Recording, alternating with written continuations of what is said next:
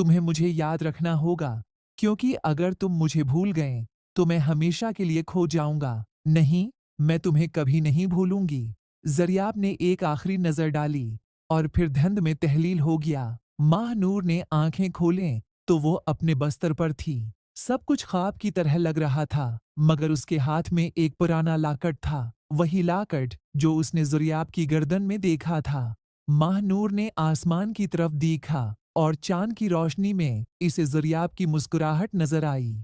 वो जानती थी कि वो कहीं न कहीं हमेशा उसके साथ रहेगा।